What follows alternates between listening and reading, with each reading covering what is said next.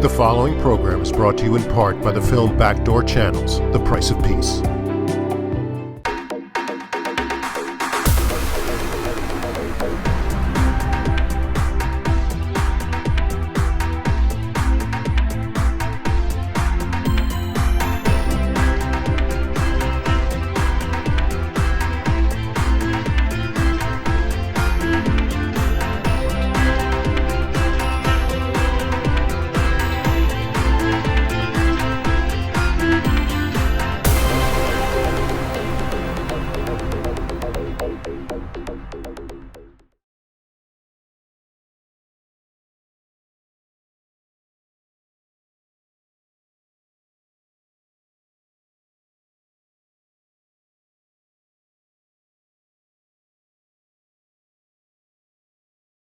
No, I never acted on behalf of anybody. I acted on behalf of peace. And people used to ask me that question, what are you, first a Jew, then an American, first an American, then a Jew? I said, I don't see the difference between the two. The whole purpose of why I'm involved in this thing is to see peace. And if I can do it by being helpful to Israel, and in turn would be helpful to the United States, this is the way I looked at it. This was internal questions that I had all the time. And my view and my focus was that I'm a peacemaker. And that's what I was using my goals for. But if I learned anything in Israel, I would tell the president through Lipshutz or directly. And if the president told me something, he would tell me specifically to tell it to Weizman, usually to Weizman. You know, I was first, I'm an American. And the Israelis knew that I was an American and that I would convey messages from the President of the United States to the Defense Minister of Israel, one time to Menachem Begin, to the Prime Minister of Israel. It was Hanukkah, and President Carter said, please convey Hanukkah greetings personally to Menachem Begin on my behalf. So I went to see Begin. I said, and it was very important. These things are not so simple. And he said, thank you, and he knew. And then his secretary, Begin's secretary, Yona Klimavitsky, knew that I was very close with Carter. So typically, Israeli leaders would try to use Jewish personalities to help get their ideas across to the administration. If you go back in history, one of the greatest heroes of Israel was a fellow named Eddie Jacobson. Eddie Jacobson was a haberdasher partner of Harry Truman. Harry Truman in 1948 did not want to see Chaim Weizmann, who was then head of the Zionist movement of the world and soon to be president of Israel. And he didn't want to see him. And no one could get him in there. So the Israeli leadership implored, or the Zionist leadership implored Eddie Jacobson, who was a Jewish guy, to see if he could work through and do it. And he did it. And Jacobson knew Harry Truman from World War I. They were together during the war, and they established a haberdashery store. And Eddie Jacobson is one of the great, great heroes of the creation of the State of Israel. Probably 20 people in the world know this. I asked Israelis, nobody. I asked it last week, by the way. Nobody knows. Americans do know. And so the Israeli government always tries to use backdoor channels like myself or Harry Truman. Max Fisher was very big with the Republicans. He was always a backdoor channel. Some guy named Feinberg was a backdoor channel. People are always using him. I think what was unusual in my case, that I had such a close relationship with Weizmann, very close. He never went basically to Washington without me being there with him. And one time, I would fly with him on special jets, and we were flying in with El Al, and immediately we got onto an Air Force jet to go to Washington, and I never checked in with U.S. Customs. So they wanted to fine El Al $25,000, and I didn't get my luggage. And I guess the president interceded.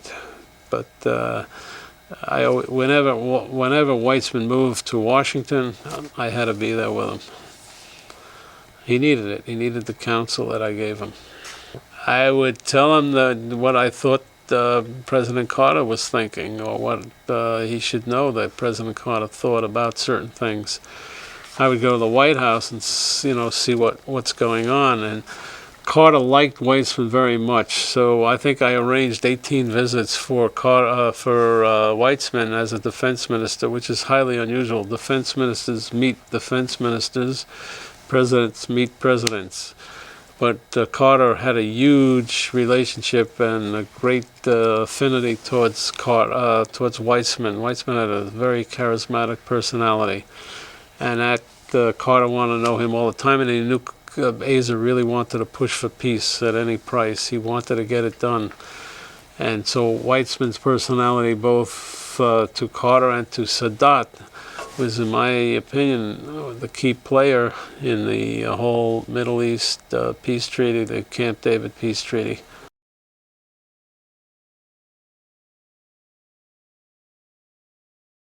I think Carter felt that if he could solve the problem in the Middle East, everything else would come together. That had been an intractable problem for years. Maybe Carter's biblical feelings, because he's a pretty religious guy, had something to do with it. And probably the policy of the United States was very strong. The United States was feeding Israel a lot of money for Egypt.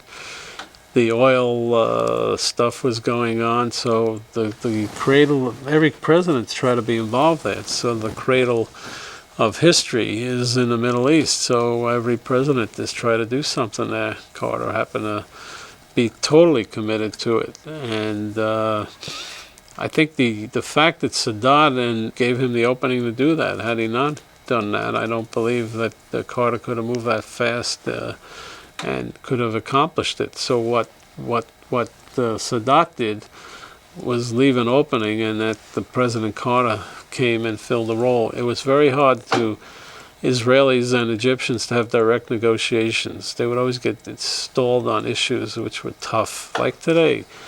If you talk to Palestinians, they say they want peace, but they want the right of return of every Palestinian. So if you do that, you obliterate Israel, you wipe it out, or they want Jerusalem. You always need an intermediary, and Carter was willing to do it because I think he felt he could succeed, and I think it was maybe felt a mission. I don't know. I've never asked him that question.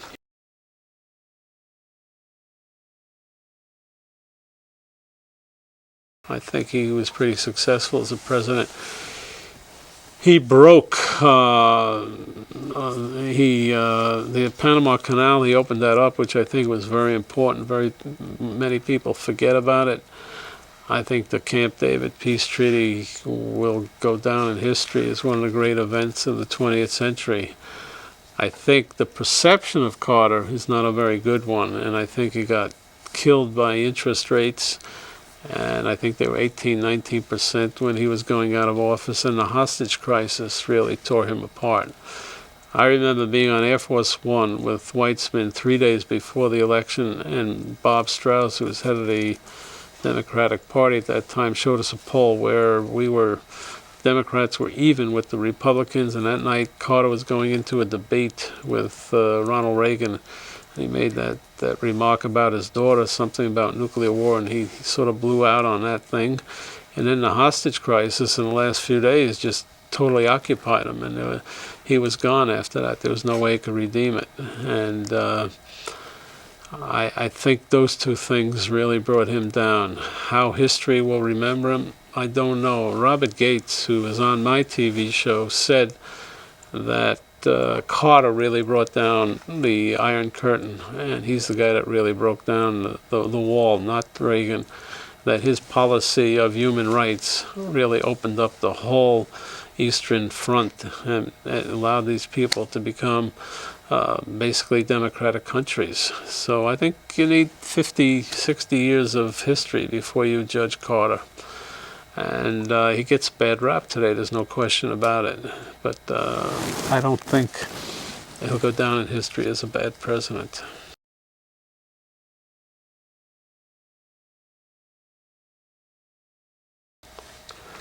He was a good guy, very committed Jewish guy, Reform Jew basically. He was a big guy. He was about 6'4" and heavy. and had friendly southern drawl. And he was a little bit of impish look on him, and very, very loyal to Jimmy Carter, very loyal to him. And I believe that extremely honorable. I think you could depend on his word for anything, but didn't know the Washington game at all. He was really a Southern lawyer, very successful one. And when you come to Washington, you're fighting the Beltway crowd, and you're fighting, it's a vicious place over there. And I think he got strangled up there a little bit. Ultimately, he really went home. But while he was there, he did some good things. He knew my strong relationship with Weizman, and I think that he was using that in order to advise Carter. He thought he was doing a great deed for Carter and doing something very important. In the Carter White House, there were 5 people that had access to the president. I think it was Jody Powell and Hamilton Jordan, Stu Eisenstadt maybe, Bob Lipshutz. So what he had was access. And he was very large about that. If I would report to him, he'd report directly to the president. So we had a direct line to the president, which I'm sure infuriated ambassadors Sam Lewis and Brzezinski, the National Security Council, and even Cyrus Vance, because everybody's, as I said before, playing the power game. Each guy wants to be the last guy to tell the president so that he can get another promotion or something. That's the game of Washington. And what we did is we cut through it. We went directly to the president. You see, he wasn't part of the foreign policy. So when Jimmy Carter made this trip to Israel and to Egypt, which was unheard of, really coming to negotiate outside the White House, I don't think Carter had Lipshutz on his trip. And he asked me to convey to Carter how I thought it might be important for Lipshutz to be in Israel when I was there, because the communications would be very tough. And so I did that, because I think Lipshutz wanted to be in Israel. And it's funny, in a way, that I had to recommend that Carter send him there, but Carter did agree, and he sent them over. I probably was very vital to Carter at that point, more so than they all talked about it at that moment, because I was able to get into Ezer Weizman's home and mind at any time, and that was crucial.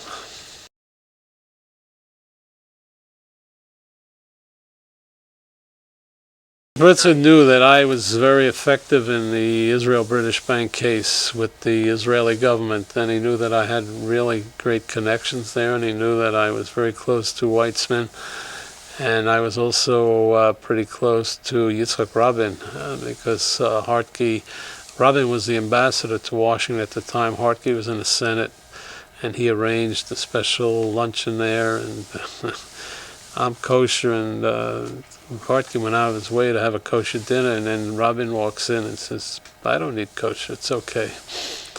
So Rabin had the steak. So probably Blitzer thought that I'm an effective player in Israel, and I could really help Lipshutz sort of organize himself as to be more effective in that community. He was a typical Federation Jew. He belonged to his temple. He was president of his temple. He paid the dues. He probably gave money to the UJA. Probably they ran a dinner for him from the UJA. He did the normal thing that community Jews would do. Now he was in a different world. I mean, he was out there where there were people with tentacles out to get anybody, and Jewish people and organizations are very reactive, and you have to know how to balance all these people. So I think that Blitzer thought that I might be a guy that could help him. I was never part of the formal Jewish community, so I was always a guy, and Weizman never really wanted me to be there. He wanted me to able to roam to any place I wanted to go, so I was not institutionalized at all. Lipshutz was a conduit to President Carter. I mean, that was it. I don't think Weizman had any special relationship with Lipshutz. He liked him. He's a nice man. but I don't think there was any special charisma between Lipshutz and Weizman. They got along okay, but we knew that Lipshutz could reach the president. Then you can't always reach the president all the time, but we knew Lipshutz had that ability, and that's a premium in Washington. Anybody, you just can't go in and meet the president all the time. Lipshutz had that ability. So we used Lipshutz more than Lipshutz used us. We being Weizman and myself, especially to organize the president's calendar so they could see Weizman all the time and deliver special messages, etc. And that's where Lipshutz will go down in history. And he was very generous about his ability to do that, and I think he probably thought he was playing a part in history, which he was. And I think it meant a lot to him.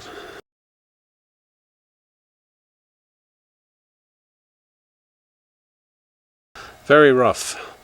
Very rough. I don't think Begin was happy that Weizman was the defense minister. I'm not sure that Weizman was happy that Begin was the prime minister.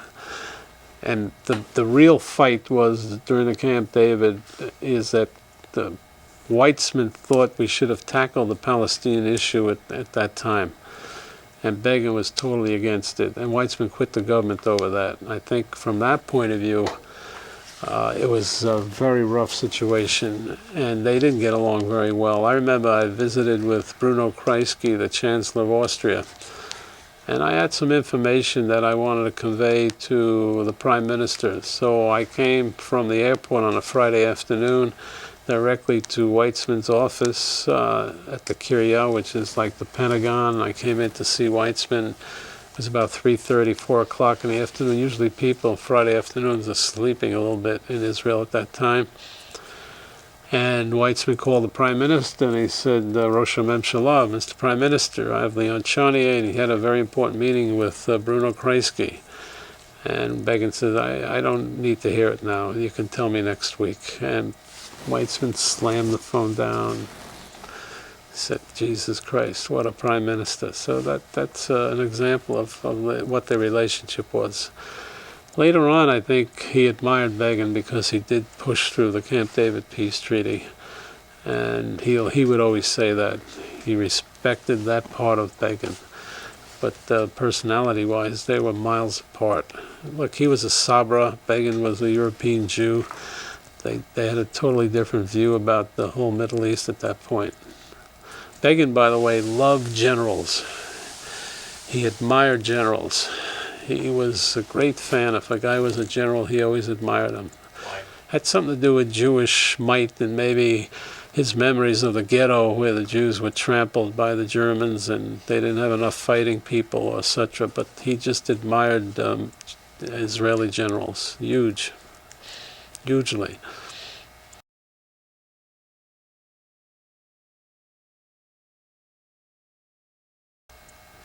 Look, the policy of the United States was no Palestinian state, period.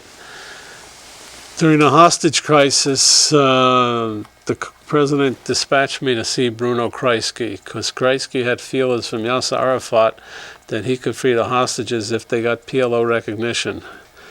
And Carter dispatched me with Lipshutz to Austria on a Sunday.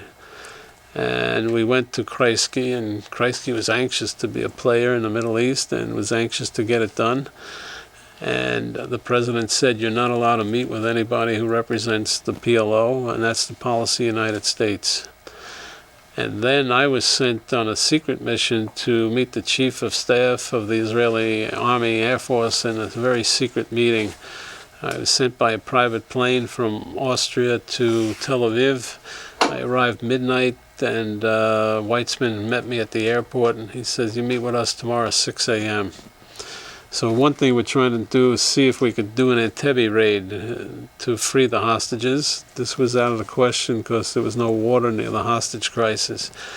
And I said, what if Carter made a deal with Arafat at that time, and what he wanted to get from the United States was recognition. And Weizman said to me, if Carter does that, I'll break the whole Camp David. We had the Accords then, not the treaty. And I flew back to Austria and reported that back to the president on a very secret telephone in Austria. It's a high secret phone. And I said, Mr. President, the whole thing will disappear if you do that. And he said, thank you, Leon. And he didn't do it. There was pressure on him, but he resisted it. So Carter's policy at that point was no talking to the PLO.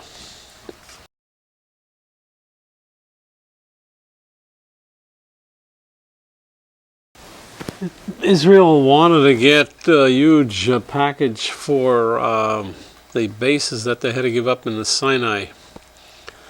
And Weizman implored me to ask the president to fund him $500 million. And there was some resistance. So we scheduled a meeting at Bob Lipshutz's house in Virginia. And Lipshutz said that he didn't think he could do anything. And Weizman went nuts. He blew a cork. And he started cursing, and he ran out of the house, and he took the Secret Service guy, says, take me out of here, I don't want to be here. Leon, you clean up the mess. And Lipshutz was just shivering, and he says, Weizman said, I'm going to blow the whole deal up. The whole thing's going to go. The whole Camp David is going to go unless we get the money. And it was about 7 o'clock. And I said to Lipshutz, you got to call the president. It's not easy to call the president on Sundays, even Mondays. But Lipshutz, with trepidation, did it. And he said to Carter that Weizman was hysterical if he didn't get the $500 million, that he would blow up the whole Camp David peace treaty. And Carter listened, and he said he'll be in touch later. And Monday morning, Harold Brown called up, who was the Secretary of Defense, and said Weizman was going to get $500 million. So it was a pretty successful outburst.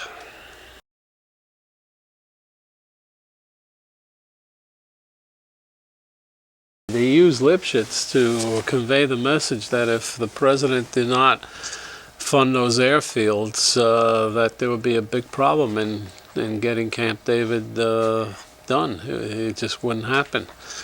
Did he become ultra hysterical? I think he put in a little bit of acting into it. Did he play him? No, I think he was sincere.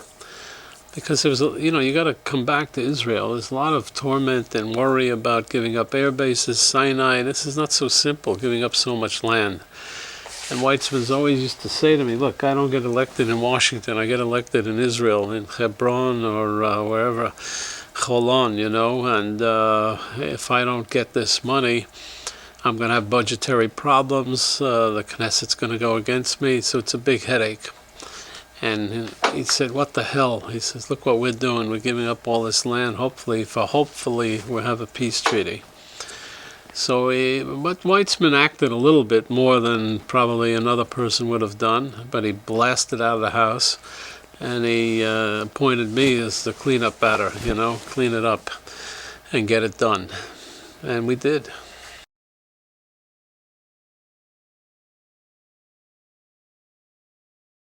Weizman was very respectful of Carter, and he had great meetings with him all the time. In fact, at one time he told me he spent a long time with Miss Lillian, which is Carter's mother. And Weizman, look, Carter wrote this tough book now called The Apartheid. And in that book he says that his closest friend in the Middle East was Ezer Weizman. So it's 25 years later and he's acclaiming the same fact. They got along very well.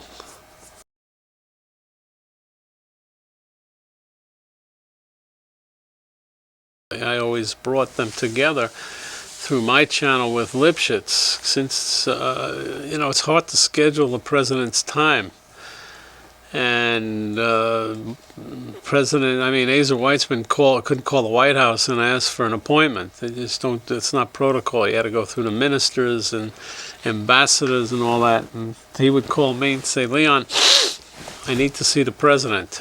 And I would get on the phone and say, Bob, Ezer's coming to town on X date, and he'd like to see the president. And Bob would say, well, I'm not sure, he's busy, he's out golfing, who knows what. And then I'd say, but Bob, he needs to see him. I would push, because Weizman would be pushing me. And we got it done. So yes, that backdoor channel worked.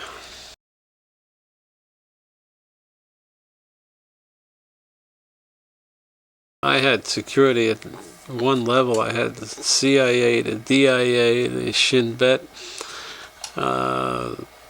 Everybody was checking my credentials. When I traveled with Ezer Weizman, the defense minister, I used to have travel from Israel with the Secret Service pin of the Israeli Shin Bet. And then as soon as we landed, I would put on the American one and go to the White House, so I had clearance there. So it was an interesting time.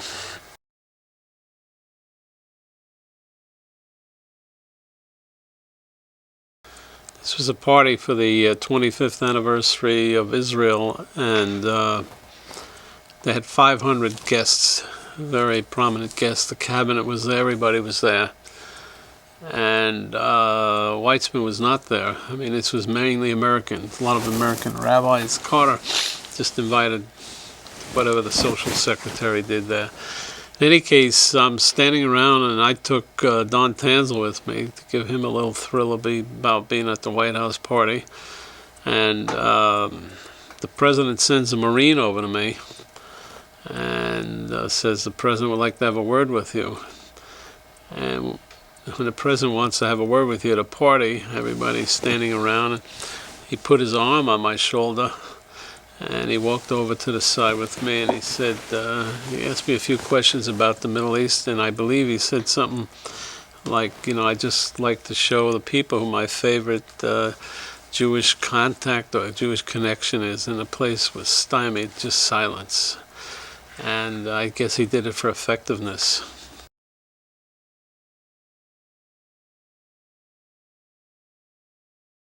Well, he knew what the work I was doing through memos. I was sending him memos all the time through Lipshutz, and he was very appreciative. And he wanted to tell me how much he appreciated what I was doing for him. I might have met him before. I don't remember.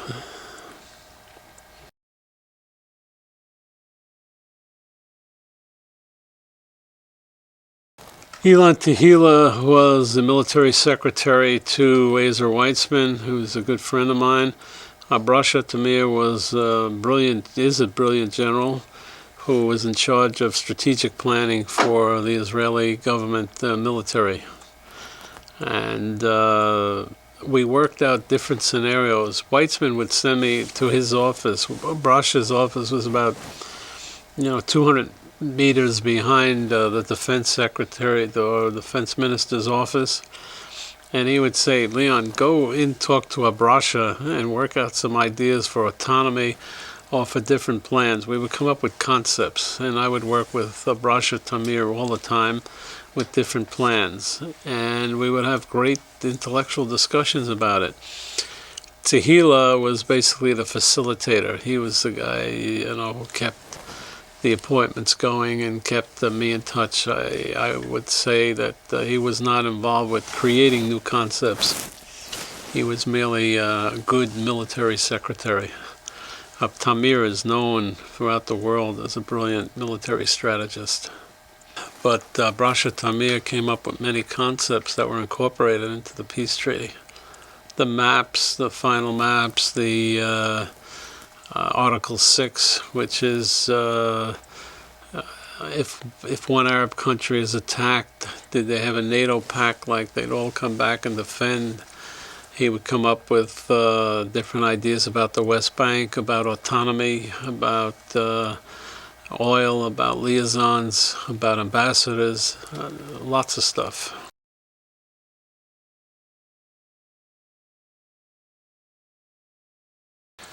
I don't recall exactly, but I think he was probably frustrated with Begin and the way he was handling the talks and the obdurate position or obstinacy that Begin would take. This was generally, I don't remember exactly what happened before Salzburg or after, but generally that was, he wanted to keep momentum going. He had more belief in the Egyptians than Begin did. He was not as legalistic as Begin.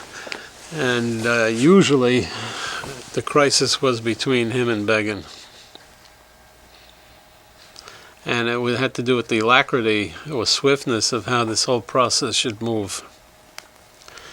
And Weizman, as I said before, was very close to Sadat. So they were able to convey thoughts to each other. And they didn't need me for that, by the way. They were directly in touch with each other. And there were a couple of ministers who were friendly with Weizman also. Boutros Ghali was very friendly with him. The chief of the Air Force at that time was Mubarak, who was friendly with Weizman because they were both Air Force chiefs. So Weizman had a tremendous relationship in Egypt. The first time he visited there, I wasn't with him. They said there was like 1 million people in the street welcoming him. It was unreal. It was unbelievable. He got free halava, he told me, from somebody, one of the vendors on the street. But it was unbelievable.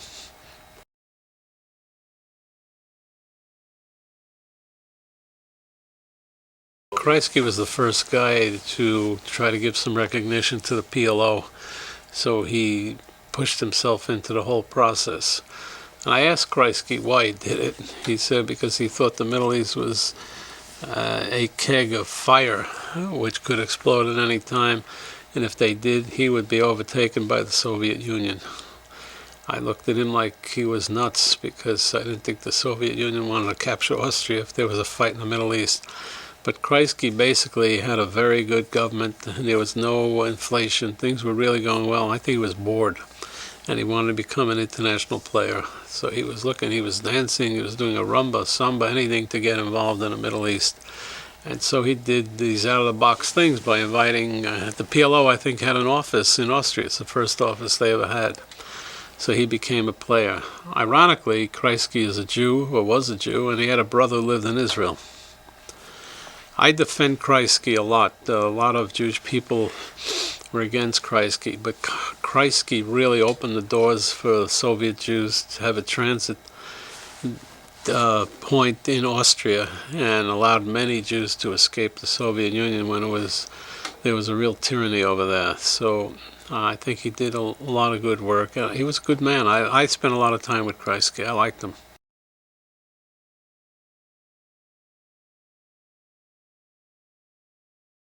Oh, they were old friends, probably party guys. Kahane was a very wealthy Jew in Austria. Kreisky was a Jewish chancellor, and they would be bound to have some kind of relationship, and they trusted each other. The only thing I know about Kahane is he wanted to get to the White House, and I tried to get him clearance, and they wouldn't take him in. He may have been an arms dealer, I don't know, but he was not. The White House did not allow him to come visit him. Why, I'm not sure. He was a businessman, and he did a lot of stuff with Sadat. But at the same time, I think he was also a Zionist, and he believed in Israel, and he was a friend of Israel. In any case, Weizman thought he was an important person for me to know, so he put me together with Kahane, and we're totally opposites, believe me. He's a real European type of personality, and I'm an American. They have a different way. Europeans have a different way of looking at the world than the Americans do.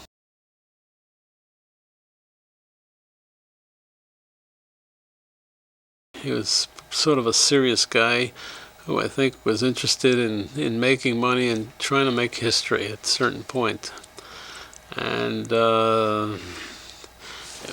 very organized in a protocol way. And I, as an American, was much freer than he was in the way I looked at things. More creative, I would say. Kahane once said to me that he thought that Palestine should be a summer home for Jews, not a state. So I don't think it was the same view that I had. But he believed very much in Jews having a homeland. This was sort of I think the Rothschilds once had that theory. It was a theory at one time that Palestine should be a summer home for Jews. No, I don't know. Weizman knew him through a contact, and I forgot. Somebody asked years ago to meet him. Weizman, maybe through Weizman's uncle, Chaim Weizman, the family. I really don't know. He told me he wants you to meet this character. I know him a long time. That's the way he described it.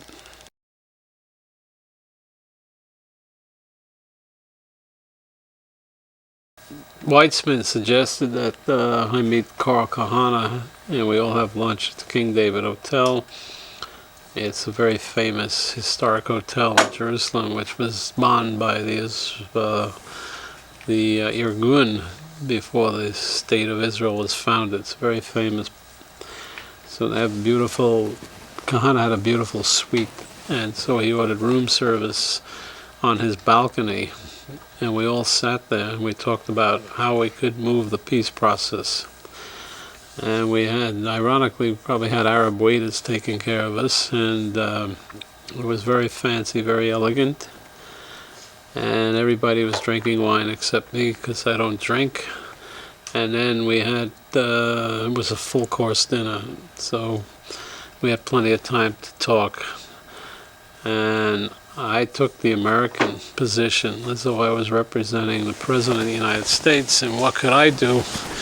Trying to figure out what Carter would like to know, how to move the peace process forward. And Kahane was playing Sadat.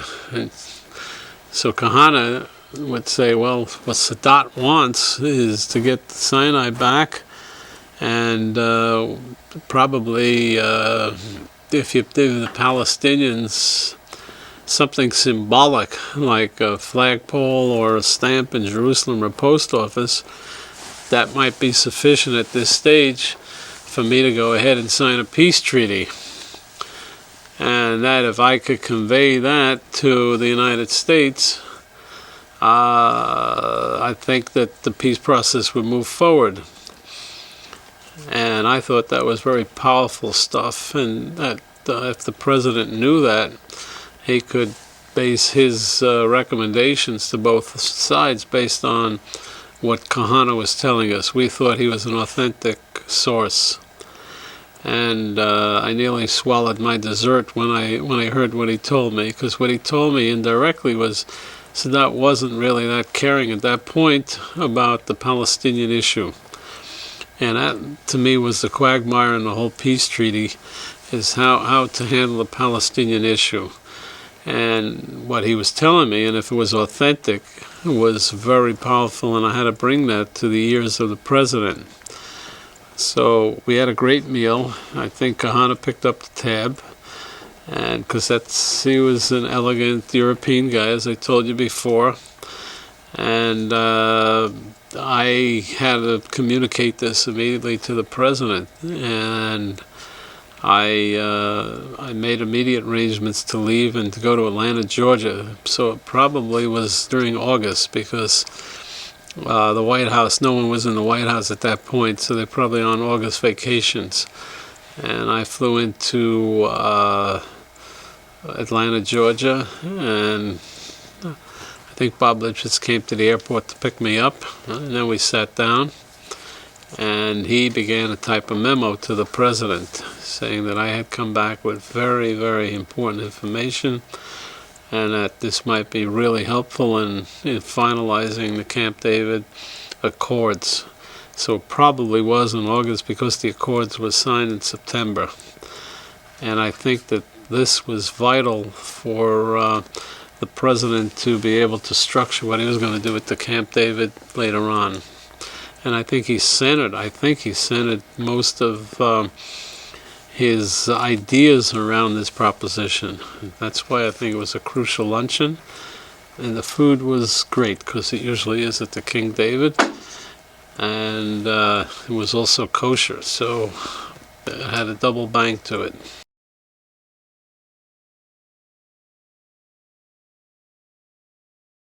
During the Camp David period, my role was to be in direct contact with Weizman every couple of hours, every couple of minutes, to report to me what's going on in Camp David, and to assess the moods, because it wasn't going very well. And Weizman would call me and tell me exactly what the issues were and where the sticking points were. And then I would tell Lipshutz, because we were all in the White House at that time, exactly what the sticking points were and what I think could be done to overcome them. So there was a conduit running all the time between me, Weizman, Lipshutz, and I guess the president. I didn't talk to the president. I was talking to Weizman at that time and to Lipshutz. I didn't talk to the president during Camp David. But I was in the circle because Weizman was calling me. I was there, I would say, 4 or 5 days. I'm not sure I was there 13 days. I remember when Weizman called me, it was a Saturday night when they finished the accords. And he called me at home, so I was in New York. I remember that distinctly. And he said he was going into an interview with Barbara Walters, but they had done it. The deal was done. And he was thanking me. He was elated. He was excited. And he said there'd be a press conference tomorrow in Washington if I wanted to come up. Or that night, maybe it was Saturday night, there was going to be a press conference right after Shabbat. And I said, no, I don't have to be there. The fact that it's done, it's great news. And let's see if we get a treaty out of it. But everybody was pretty excited that they signed these accords.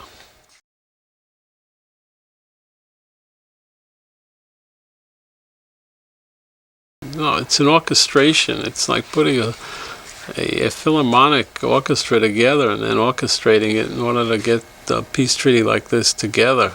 And there's so many components and so many obstacles, and you have 2,000 years of tough history between, the state of Israel and its founding, and they're humongous. They're just tremendous. The issues are, and they're fiercely debated, and it's a miracle. Basically, the whole Camp David peace treaty is a miracle.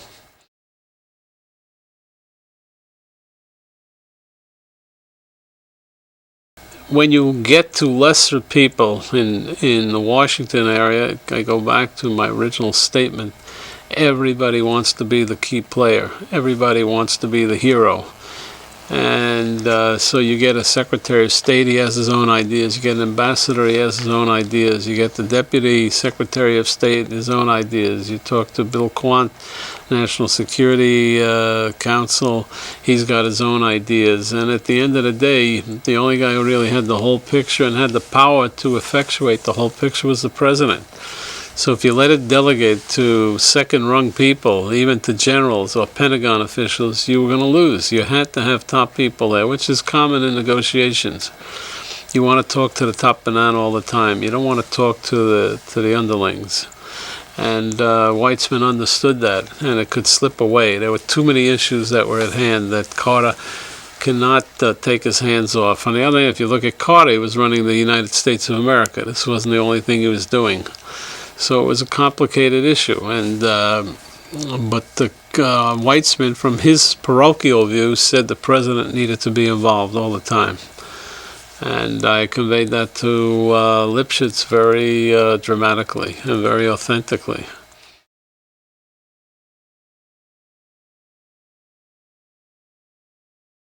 Who remembers all of them, but Begin had a lot of problems, but he also had the responsibility of making sure that this treaty lasted, and then it didn't negate or put away,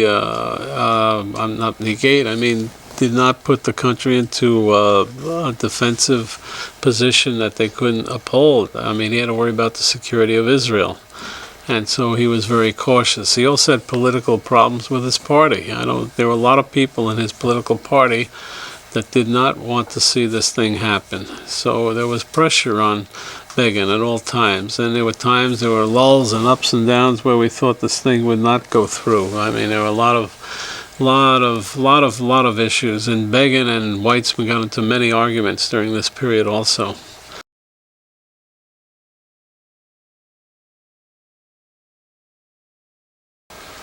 That's the great question of the 20th century. I got to give him credit because he did do it. Did he have, Sam Lewis once asked me that question, a former ambassador to Israel, did he have buyer's remorse? And I can't speak for Begin, but some of the actions that he did do may have given him buyer's remorse. The key problem with the Begin was the settlements. And according to Jimmy Carter, Begin had promised that there would be no new settlements for 5 years. that did not take place. So Carter felt that he was betrayed by Begin. It's one of the reasons, by the way, I believe that he wrote the latest book. And this was a question of whose words you believe. One of the fellows who was witness to this whole thing was Aaron Barak, who was the former Chief Justice of the Israeli Supreme Court. At that time was legal counsel to the Israeli government at Camp David physically. And when he was asked this question 2-3 years ago at a reunion, he preferred to avoid the answer, which gives you suspicions as to who said what. And I think he was really one of the witnesses to what Begin's words were.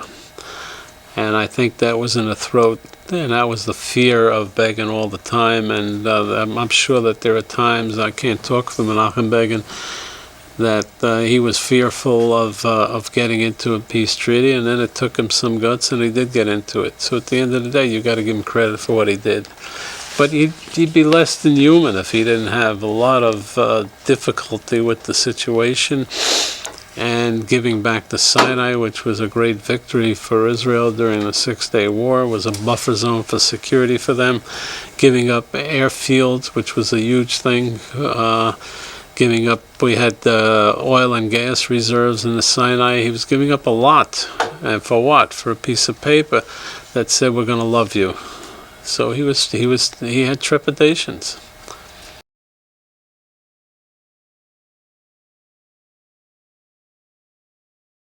The key issue that I was involved with was Article 6. And that's the article that says in the act of war what the Arab countries could do or could not do. Now, Begin was invited to the United States. He was staying at Blair House. It was a Friday night. They were having Shabbat dinner. And it was messy because Article 6 was a problem. So I had gotten a call from Lipshutz to see if I could do something about it. And it was Saturday, which is Shabbat in Israel. So I called Elon Tehila, who was the military secretary, and I asked him to give me all the material on Article 6. And he said to me, Leon, why do you bother me with this? We have the greatest legal scholars in the world looking at this. Why don't you go swimming? You love to swim. It's Saturday. Take it easy. I said, the whole thing is falling apart. Begin is having a hard time with Carter. Carter's going nuts. And I need to see the material. And I called Weizman at home. Weizman said, go see Chaim Bar-Lev, who was a former chief of staff, a great guy, phenomenal guy. And I think he has some of the material. So I went to visit Bar-Lev in Ramat HaSharon. And I stayed there for about 6-7 hours. And I came up with language which basically eliminated the problems that Begin had with Article 6. It had to do with act of war. How do you define an act of war? And coincidentally, that paragraph lasted during the Lebanese War in 1982. The Arab countries did not intercede during the Lebanese War. It was called Operation Galilee, when Israeli troops went into Lebanon with Arik Sharon. Egypt did not join that war. Nobody else did. That paragraph held up during that war. I called Carter in '82 and told him that. But going back to that Saturday when I sat with Chaim Bar-Lev, I found language with Chaim Bar-Lev that worked and kept it together. This also interfered with my personal life, because the White House always wanted to know where I was. There were no cell phones, if you remember those days. So I had a girlfriend, I was not married, who was the daughter of a famous general, Musa Peled. And they were giving him This Is Your Life thing in Nahalal, which is it's not a kibbutz, it's like a cooperative settlement, a moshav they call it. And I said that I needed her father's numbers and her other numbers in her house, and we were together, 4 of us, in a car, and it was an Air Force colonel and his girlfriend and me, and she says, why are you bothering me with such stupid things? Do you think the White House is going to look for you on a Friday night? Why, you're a schwitzer. Schwitzer means a braggart. I said, I may be whatever you want. I need those numbers because they want to get in touch with me if they need me. Lipshutz always want to know where I was during that whole period of life. So finally, all right, here's the number, you know. And lo and behold, I get a call right in the middle of the party for Musa Pillard that the White House wants to talk to me. And they get on the phone, and Lipshutz tells me that Begin is really in a bad mood. He's obstreperous. He doesn't want to have kiddush. I mean, he has kiddush, but he's very upset, and he's at the Blair House. And somehow he's really stuck on this problem.